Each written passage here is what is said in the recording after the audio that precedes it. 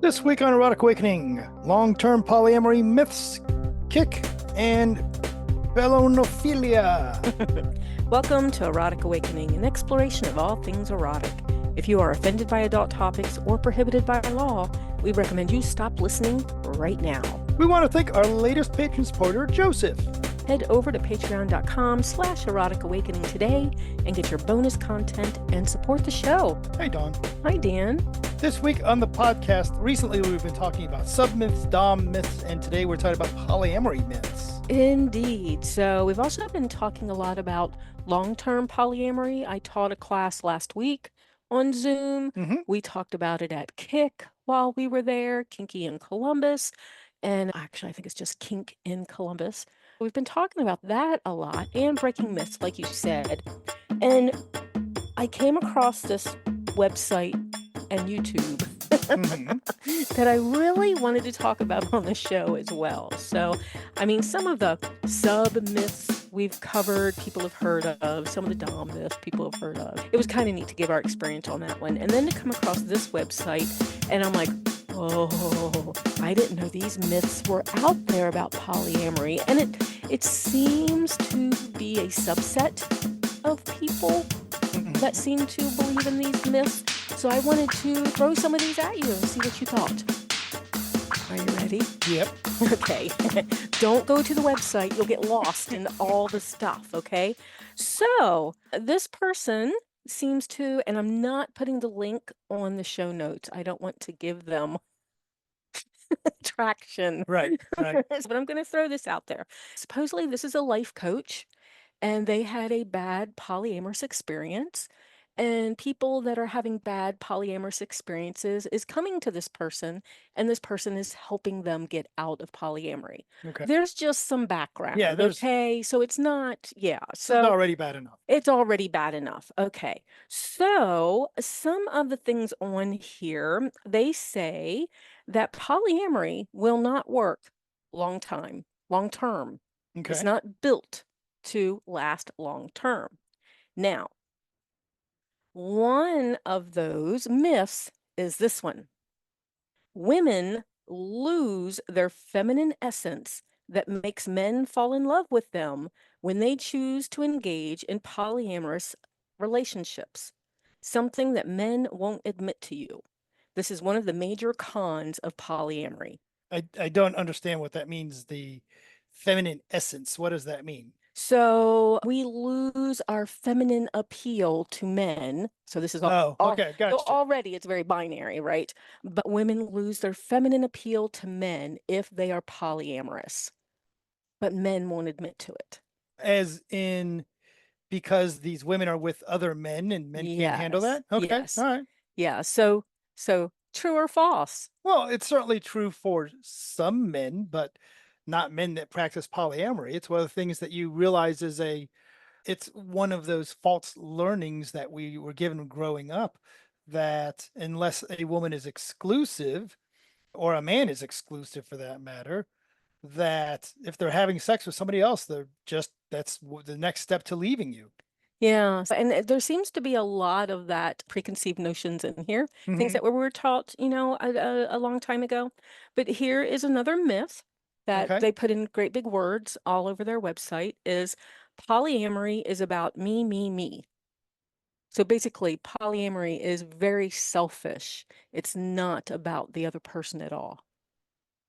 Okay. So do you see polyamory as me, me, me? Not me, me, me as in Dawn, Dawn, Dawn, but me, me, me as in Dan, Dan, Dan. Well, certainly not the way that we practice it. But one of the things that makes me think of is the idea that in a monogamous relationships, if, Dawn, you were uncomfortable with me watching porn or hanging out with an ex-girlfriend, then I would simply not do that. Right. And that's considered the healthy way to handle that in a relationship, where in a polyamorous relationship, you're facing, if you don't want me hanging out with an ex-girlfriend because you're afraid I'll get involved with her, then instead I'm going to say, no, I'm not interested in her. Let's work on your lack of confidence and lack of trust in me. versus I'll simply avoid things that make you uncomfortable. Yep, that's true. I very much, I mean, I can see the whole me. I can see that I do tend to look at my boundaries more, look at my needs and wants more, look at what people do provide. I mean, we do a lot of teaching about other person's shoes and getting over jealousy and coming from a place of assistance. And you can't really do those tools if you're being selfish and me. So, the whole reframing of stuff. Here's another one. Men use polyamorous as a meantime solution, which means they use it until they fall in love with the one woman, and then they'll abandon all other women they were polyamorous with, and polyamorous is in quotes. Yeah, and that's certainly, obviously this is what happened to our author or something like that, and why she is wounded and striking out and all that kind of crap. But we don't have that experience, and other polyamorous people we know don't have that experience. I mean, certainly in our situation where I've been with you for a long time and in love with you, but I've also been in love with other people in 7 years and 12 years. And sometimes we all live together in a big poly house and sometimes we don't, but it's simply not been the way our experience or the experience of people around us have been. Yeah. So, though it was one of the biggest fears and is one of the biggest fears of people that are pretty new to polyamory and sometimes even further in, that their partner's going to find the one, right, that completes them and then leave the rest of us. I can't say that it'll never happen. Sometimes it does happen, but yeah, it's not a given that that's what's going to happen. And then there's another reason that polyamory doesn't last a long time is that because this person states polyamory requires people to detach from their partners and their emotions. The only way that they cannot feel jealousy is to detach from their emotions and from their partners. And that's just a unhealthy way to deal with life in general, right? If something is unpleasant to you, if you take the approach of detaching from anything that's unpleasant versus facing it. Certainly in polyamory, that's one of the big things people do have to do is say, if you are a jealous person and you're going to practice polyamory, you're going to have to come up with a good look in the mirror and start dealing with jealousy. And why are you jealous? And what is the background of that jealousy? And how do you overcome jealousy? And how do you make jealousy a less of an impactful thing, even to the point of no longer being jealous? But in a polyamorous situation, that at least the way we teach it, right, you're confronting that stuff versus whether you're monogamous or polyamorous. Detaching from uncomfortable emotions is not a good way to get through life. Exactly. So I had one more that I wanted to throw out there simply because it struck me as personally. And when I shared it with one of your other partners, it kind of struck her as well. So I want to give a little more background on this. It's a lot of binary. It's a lot about feminism and masculinism and things like that. The question is, why would women enter a polyamorous relationship? And she says she has different reasons, but one of them is because she thinks that the women are thinking that it's not truly possible to have a high value man emotionally invest entirely in her. So she thinks that she has to compromise in order to get her sexual and emotional needs met because she is not confident nor trusting of men and in getting a man all to herself. And then it just goes on, how can you own your man? How can you own your relationship? How can you own each other if you're sharing with everybody else? And so I shared this with one of your partners, and she's like, what? What? I don't trust him, so I have to share him. I'm not confident in myself, so I have to share. So these sort of things. But it just really blew my mind that it's like the opposite of how we live. I mean, one of the reasons I'm able to do polyamory is because I do trust you. And the best part, I mean, when things really got easy at all, was that moment that I developed my self-confidence. So these things are like really backwards. And I got looking at some of the comments and people going, yeah, yeah, that's why polyamory is wrong. That's why, people are just compromising and giving in and not, all these things. And I really wanted to throw some of these myths out here. I mean, do you see of the people of your partners, do you see any of them as not being confident No, absolutely not. or trusting of you? I Right. mean, holy cow. So this weekend, you've got, we're here. So you've got me at home, right? You've got your partner in Chicago that we are only an hour from, and Right. you're flying to Phoenix to go spend time with another partner. And so the three of us, right, are going to be going through something this weekend, maybe, right? This feels like it's something a little bit different, but I don't think any of us are feeling jealous over it or having a lack of confidence or No, I feeling don't think like so we're either. compromising Right. or yeah. A- So And like you said, right, right before recording this podcast, I spent some time with the Chicago partner. yeah. And she said, have a great time this weekend. And you're going to drop me off at the airport, take as I fly to go see the Arizona partner. So all of that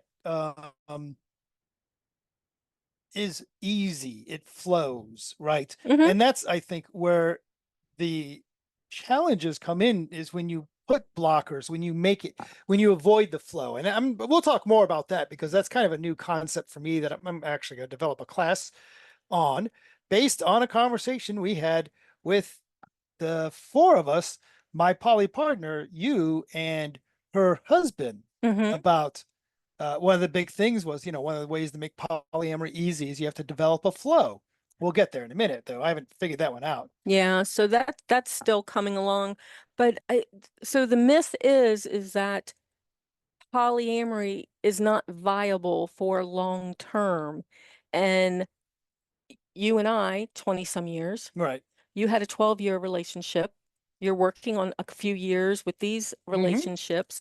I've got one that's getting ready to turn 11 years old on Saturday.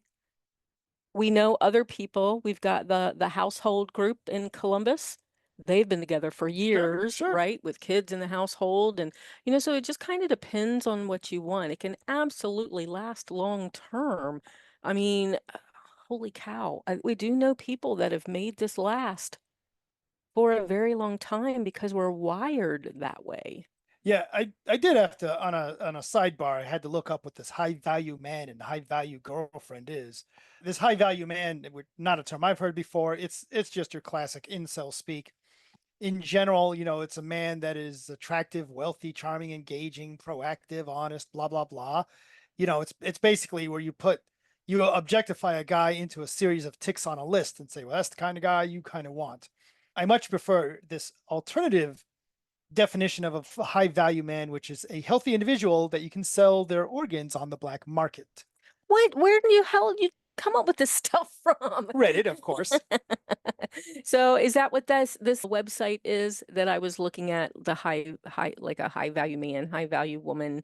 So I mean the first part that gets me is that it's so binary, but you can never give all partners equal love.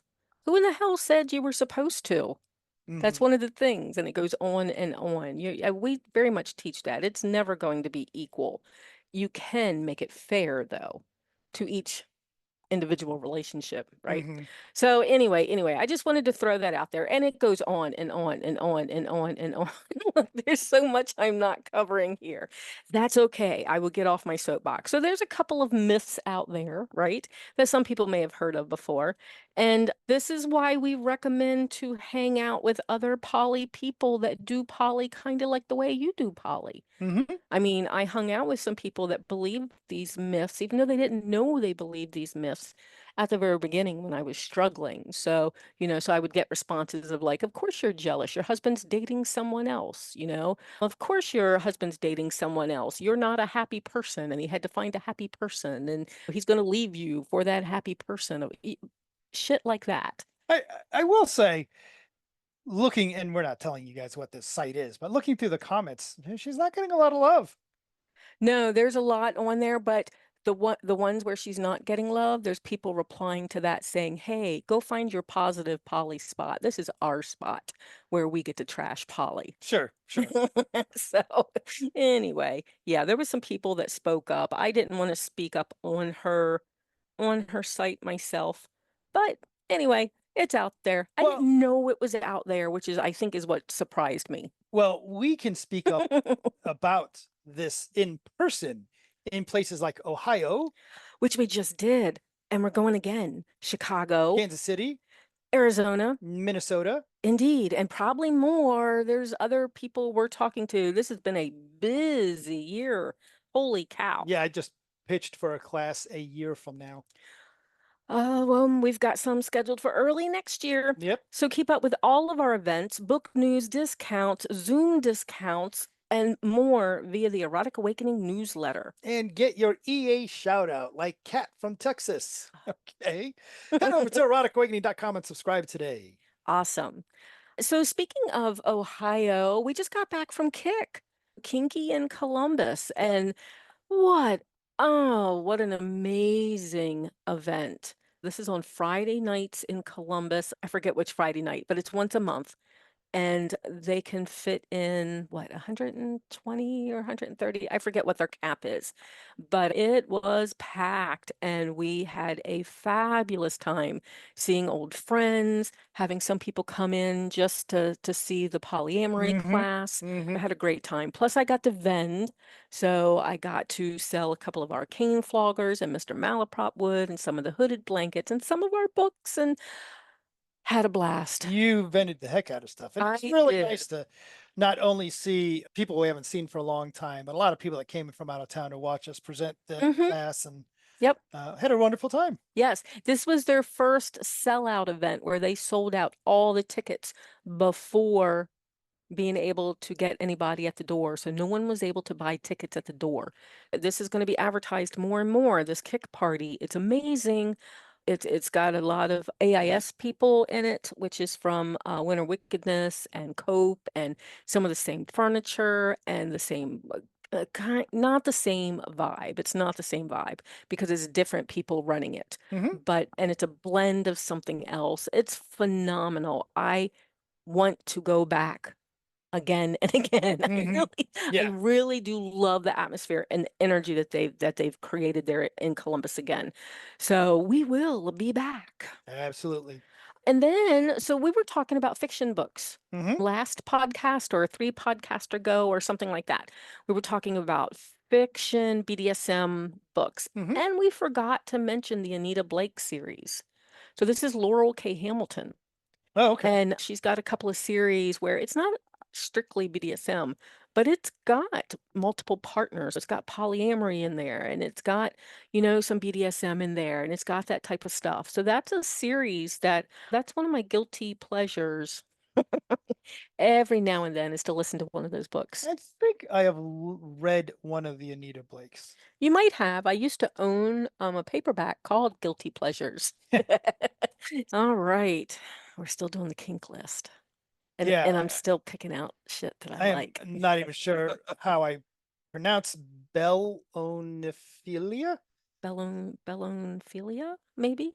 I'm not sure, but it means fetish for sharp, pointy things. So knife play and my little claws. Yes. So if you noticed when we played, we've been invited to a couple of house parties while we're here in Chicago.